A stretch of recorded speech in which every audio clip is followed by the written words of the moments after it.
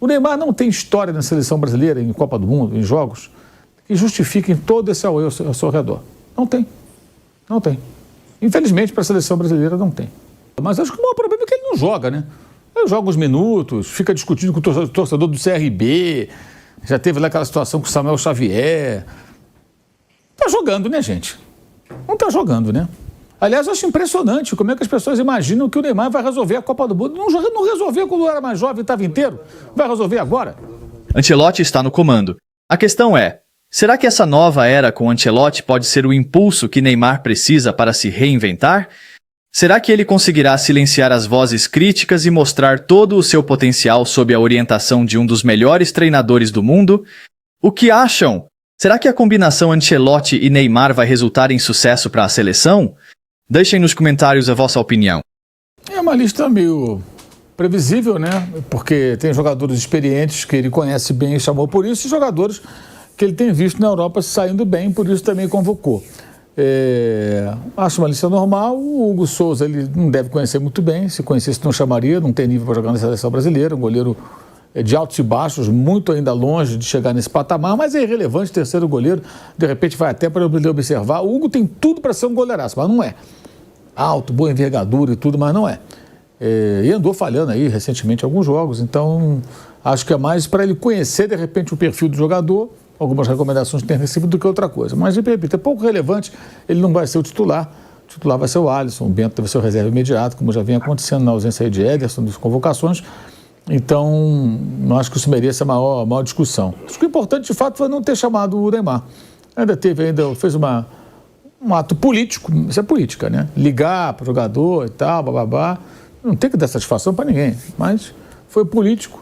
E acho que ele começou com uma convocação que é boa. Tem jogadores jovens, o Beraldo, por exemplo, que ele trouxe o Andrei, jogadores mais novos, está mesclando os jovens jogadores que estão lá pela Europa, o Wesley, que joga aqui no Brasil, mas que pode ir embora a qualquer momento aí na janela, e gente experiente com que ele possa contar, que eu acho que deve ser a base desse time para jogar no Equador. Caras acostumados à seleção brasileira, acostumados a esse tipo de jogo contra as seleções sul-americanas, que podem até passar para ele muitas informações sobre as peculiaridades dessas partidas. Lembrando que o Equador está à frente do Brasil, embora tenha perdido pontos no tapetão, não lidera a Argentina, mas está à frente do Brasil na classificação, e o Paraguai está aí há 8, 9 jogos sem perder, uma fase muito boa, muito competitiva, já bateu o Brasil, ganhou do Brasil, ganhou da Argentina, empatou com a Colômbia fora de casa quando perdia por 2-0, o Paraguai hoje é um adversário que pode ser difícil lá em Itaquera, na Neoquímica Arena, estádio do Corinthians. Então, acho que ele fez uma convocação bem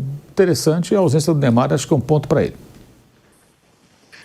Mauro, você concorda comigo? Porque muita gente vai dizer, ele ligou para o Neymar, o Neymar está voltando de lesão, mas o Dorival convocou o Neymar voltando de lesão. Você acha que isso já mostra que agora tem treinador com coragem para não convocar o Neymar a qualquer momento? Porque muita gente vai dizer, vocês estão falando, mas é claro, ele não convocou porque ele voltou de lesão. Mas com o Dorival, ele tinha voltado de lesão, estava paradinho também, e foi convocado, né, Mauro César Pereira? Não, sem dúvida. Eu acho que não só o Dorival, o Diniz, o Tite durante muito tempo, gente. Neymar, ele era quase o imperador ali da seleção brasileira. Agora, se o Ancelotti não tiver coragem, peito, autonomia para não convocar, não é só o Neymar, qualquer jogador que ele acha que não deve convocar, então ele não tem que treinar seleção nenhuma. É óbvio que o cara tem que se dar o respeito, né, gente? Está chegando para ser um técnico de primeira linha. E repito, ele entrar em contato com o jogador é uma evidente ação política, para não parecer que está contra o cara, para não ficar amanhã tendo burburinho, certamente foi orientado, sabe, da área de influência grande que tem o jogador, seu staff, os influenciadores, amigos que ficam aí falando e tal. Então, para que comprar essa briga? Ligou, conversou e tal. E assim, o Neymar amanhã, se ele estiver bem, se ele conseguir jogar bem, demonstrar fisicamente uma boa condição, ele naturalmente pode ser chamado, como qualquer jogador. Acho que é isso. Simples assim. Agora, você tem que montar um time de futebol. Se ele estiver bem, se de repente, de uma hora para outra, voltar a jogar bem, estiver em boa forma e tudo, aí convoca, bota para jogar. Mas enquanto está nessa situação, não tem que nem pensar. Nem pensar. Qual é o justificativo para jogar? Por que ele tem que ser convocado? Ele faz a diferença jogando aqui no futebol brasileiro? Jogando contra o CRB da segunda divisão, ele fez diferença? Que deu um passo, fez diferença? fez 2, 3 jogadas e armou um ataque também do time alagoano. Está totalmente fora de forma, sem ritmo de jogo, sequência de lesões, você não sabe se ele vai se machucar amanhã de novo, que se machuca, volta, se machuca, volta, se machuca, volta. Isso aí fora a lesão grave que teve. Então, não faz sentido. O futebol brasileiro tem que seguir, a seleção brasileira deveria seguir o seu caminho. E o Neymar segue o caminho dele. Se em algum momento houver uma convergência ali, se a coisa se cruzar, aí volta a chamar. Mas hoje, não tem condição, gente, pelo amor de Deus. Não sei nem por que a gente discute tanto essa possibilidade. Sinceramente, parece uma conversa nonsense. Sério, porque não tem o menor cabimento. Hoje. Amanhã, se estiver bem, beleza, aí chama. Lembrando, na Copa de 18, ele virou meme mundial como Caicai. A de 14 ele não tinha culpa, aquela seleção era uma bagunça. E ele se machucou, né? Sofreu uma entrada violenta do Zúñiga, lá, o colombiano, e se machucou. Nem jogou no 7-1. Aí a gente tem que deixar de fora, acho eu. Mas 18 ele era o cara que era o Caicai, virou meme mundial. Aliás, um dos primeiros memes assim, de repercussão mundial nessa era de memes foi o Neymar, em 2018. Em 2022, ele fez uma Copa do Mundo ruim como toda a seleção brasileira. Passou a Copa inteira tentando aquela jogada do gol que fez contra a Croácia, que de nada adiantou. Tentando resolver sozinho. E o Tite subserviente a ele, como toda a comissão técnica da seleção brasileira. É para continuar assim? Pelo amor de Deus, né? Não tem nem sentido. É o que eu penso. Com o Ancelotti, mesmo diante das últimas campanhas muito ruins da seleção brasileira, tanto em Copas do Mundo e até em Copa América, a seleção brasileira com o Ancelotti, Mauro, entra para o grupo das favoritas ao título mundial ou longe disso ainda pelo futebol que vem mostrando? Tem que jogar primeiro, né, para saber o que ela pode fazer, né? Ainda foi só convocado. Enquanto não entrar em campo, fazer alguns jogos, nem são esses 2 próximos jogos, não serão os que vão apontar isso aí. Acho que mais adiante, no ano que vem, acho que a gente vai ter uma ideia mais clara do que ele conseguiu, da definição de um modelo de jogo, de um time, um grupo de jogadores. Eu acho que esse grupo é um grupo para esses 2 jogos e a partir dali ele vai formar seu grupo de atletas assim que deve seguir com ele, mudando um ou outro de acordo com a necessidade, com o desempenho. Então eu entendo que nesse momento ele faz uma convocação para resolver um problema que ele tem de curtíssimo prazo, que são jogos que se aproximam já no dia 9, né? Dia 4, né? Ele vai jogar, dia 4. Então tem que correr, dia 4, dia 10. Dia 4 é a semana que vem, né? Quarta-feira que vem, não é isso? É isso. Então ele já tem aí um jogo daqui a pouco mais de uma semana, 9 dias. O tempo é muito curto. Então ele tem que acelerar o processo para tentar conseguir bons resultados depois. Vai formando pouco a pouco. Agora, muito cedo para dizer isso. Porque não existe a seleção do Ancelotti até agora. E o legado que ele recebe é nada, né? Nada. O time que vinha jogando, esquece. Começa tudo do zero. E, Mauro, sobre esses nomes que chamaram mais atenção, Casimiro, Richarlison, Antony e Hugo Souza. Você já falou que o Hugo você acha que não mereceria, né? Os outros você acha que merecem? O Antony está bem, né? Ele veio de perto lá e resolveu tentar. Acho que a característica, jogador de lado ali, que já tem uma certa experiência, andou embaixo, teve problemas pessoais, não vingou na Inglaterra, custou muito dinheiro, mas está indo bem no Betis, ele certamente quer vê-lo. Richarlison, os demais ali são jogadores convocados, acho que muito em função também da experiência de Copa do Mundo, jogadores que jogaram muitas partidas pela seleção e que estão mais adaptados a esses momentos. O Brasil precisa vencer jogos, fazer pontos, que o Flávio falou, tem que fazer 4 pontos pelo menos aí, tipo empatar e ganhar. Não dá para chegar lá e perder no Equador e empatar com o Paraguai, vai ser um fiasco. Ele ferrou tudo. Não pode, ele precisa de resultado. Então ele vai contar com os caras mais experientes. E os jovens que ele convocou vão, né, compor o elenco e depois ele vai ajustando. Vai vendo quem... Ele não conhece os jogadores assim. Um ou outro ele conhece de ter trabalhado, outros de observar, outros ele nem viu. Alguém acha que ele passava as madrugadas lá na Europa vendo o jogo do Corinthians para saber como é que joga o Hugo Souza? Não, evidente, pode ter visto um jogo ou outro, um lance ou outro, uma indicação. Eu acho que ele é um goleiro que não tem nível de seleção como o Rafael. Eu falei bem a coisa do Rafael, que falhou de novo no fim de semana do São Paulo, que foi chamado pelo Dorival porque trabalhou com ele no clube. Mas também não tem nível para ser um goleiro de seleção. Acho que, enfim, mas é o terceiro goleiro, é só, de repente, vai ter uma experiência, vai ver como trabalha, vai conhecer melhor. Terceiro goleiro dificilmente entra em campo, né? Então nem vale a pena se aprofundar a respeito disso. Os outros são jogadores que ele já era esperado. Todo mundo que está acompanhando já imaginava que essa turma seria convocada. Alexandre, Danilo, Casemiro, Richarlison, são caras rodados com os quais ele pode contar numa hora como essa. O próprio goleiro Alisson, muito experiente, goleiro campeão inglês mais uma vez, né?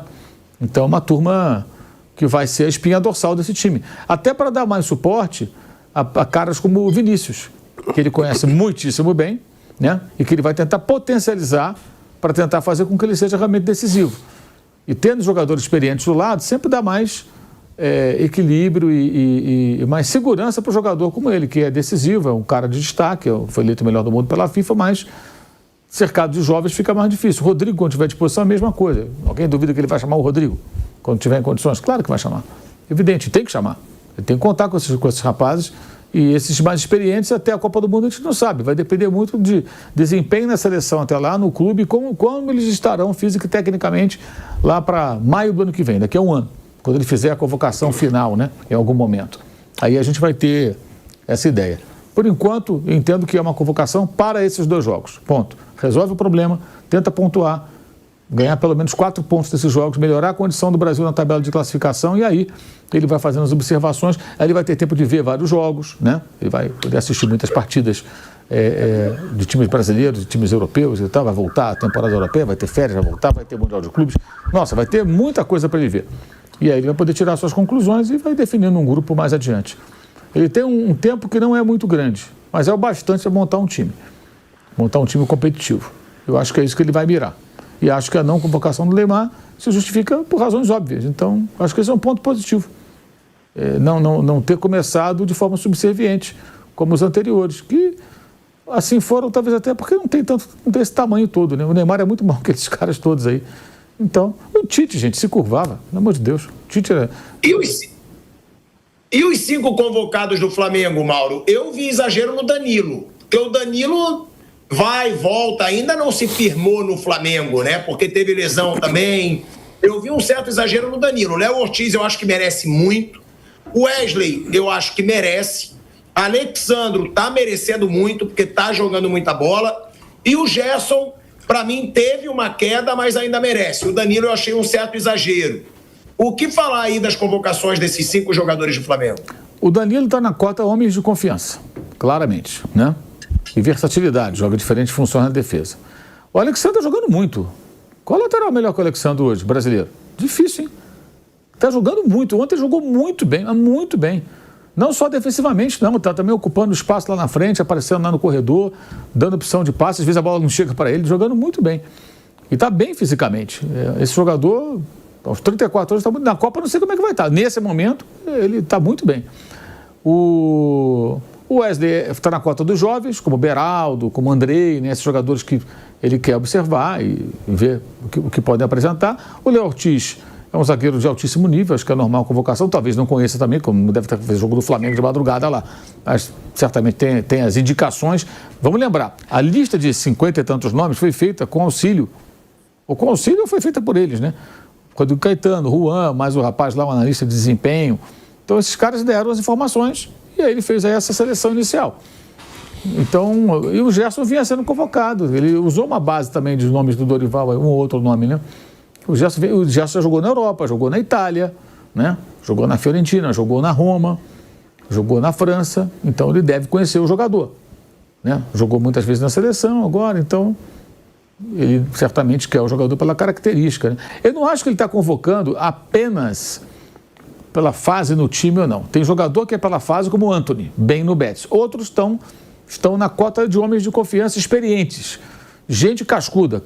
O Casemiro, por exemplo, o Manchester United não está bem, ele recuperou espaço. Mas o Casemiro não está jogando no nível que jogou no Real Madrid.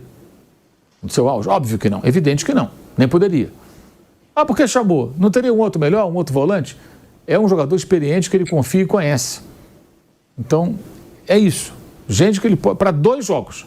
Essa convocação é para 2 jogos. A outra lista, lá na frente, talvez seja muito diferente, dependendo do que acontecer. E até lá ele vai observar muita gente, vai ver muitos jogadores. Ele pode enxergar, de repente, alguém aqui no futebol brasileiro que nem é convocado e ele fala, esse cara eu quero.